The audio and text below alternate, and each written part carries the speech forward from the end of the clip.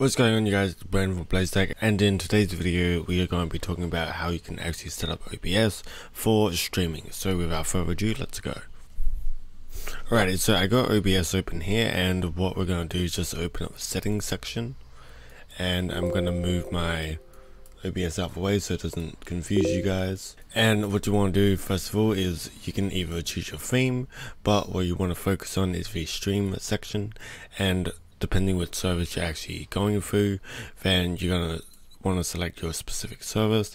Now for me, I do Twitch streaming, so my service is Twitch, but you might be doing YouTube gaming, or you might be doing Facebook or Twitter. So select what you want and select the server that you're actually applicable to. So I live in Australia, so my closest one for me would be Sydney, and depending on where you live, it depends where you choose. So if you live in Thailand, for example, you can select Bangkok and just pick what you want, and you should be good from there. Then Twitch chat add-ons, you can leave this off. Enable bandwidth test mode, you can leave that off, and ignore stream service setting recommendations, you can also leave that off. Then if you come to output and make sure the output mode is set to advanced, make sure you are on the streaming tab, and for audio track you just want that to set to 1, and Twitch VOD track you want that set to 2. Encoder settings, if you have a NVIDIA graphics card, you want to select NVENC H.264, or if you don't have a NVIDIA card, then you want to use your CPU, which is X264. Then what you want to do is you want to select the rescale output, so make sure it has a tick, and set it to 1280 by 720 if you're an affiliate. However, if you are partnered, you can upscale it to 1080p. And rate control, you want to set it to CBR, and the bitrate you want to stream at is actually meant to be 3500, and you can do more, you can do less, as long as it's within Twitch's guidelines. So what I'm going to do is actually open up a incognito window, and the way you actually test your upload speed of what you can actually handle, you can just type in the Google speed test. And after you've done that, you want to check either this one here or this one here, but we'll go with the first link and just simply say go and let this run through.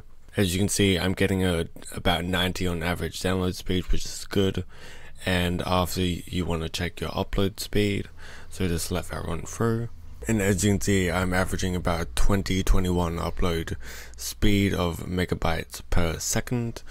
And this is my average, 22.6566, and just let that finish. So for me, I can upload a massive kilobits of 2200 if I want to, but for Twitch's guidelines I want to actually stick with 3500 just because I'm an affiliate. However, if you are a Twitch partner, you can go higher to the 5000, 6000 bitrate. So once again, depending on your internet speed, depends how much kilobytes you can actually put out. So as you can see, I'm 22, so I can very comfortably stream at 3500 kilobytes per second. And if you have a very slow internet of, let's say, 5 megabytes per second, then streaming at 3500 you should still be okay. But anything less than 5, you probably will struggle, so you might want to upgrade your internet. So anyway, keyframe intervals, you want to set that to 0, preset, you want to set that to quality, profile set to high, and look ahead, uncheck that, physics and visual tuning, uncheck that, and GPU, if you're using a NVIDIA graphics card, set it to 0, and max keyframes, set that to 2. Audio, you pretty much leave at default. Recording, we don't worry about because we're not recording in this video, and replay buff, you just want to check that off. Now audio, depending on how you have everything set up, what you want to set your desktop audio to is what you are using. So me, I'm using my HyperX Cloud 2 wireless earphones. Then for my mic, I'm using a Line 2 Steinberg UR22 MK2, which is this one right here. And if you're using your headphones, you might want to select HyperX Cloud 2, and that's totally fine.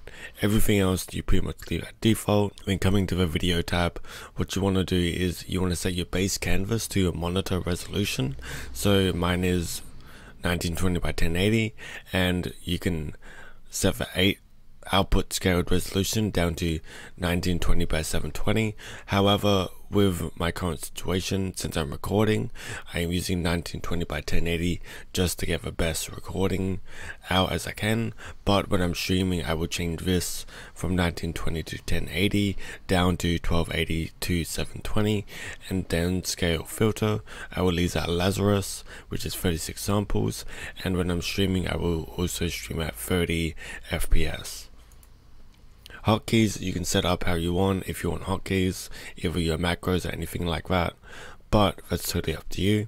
Then on advanced, you just want to go over general and set process priority to high and renderer settings to direct 3D 11, color format MV12, color space 709, and color range from partial to full, which is what I've selected here. So other than that, you're pretty much good to go. If you want a stream key, and if you don't know what a stream key is, I will quickly show you. So if we will be asked for a stream key. Another way you access this is after you've come to your Twitch page. If you are streaming on Twitch, what you want to do is click on your logo and go to Creator Dashboard. After you have done this, what you want to do is you want to go to Settings on the left hand corner, go to Stream, and this is your stream key, so you can copy and paste it. So just simply copy, and once you've done that, just come back to OBS and paste it within here, and you should be fine.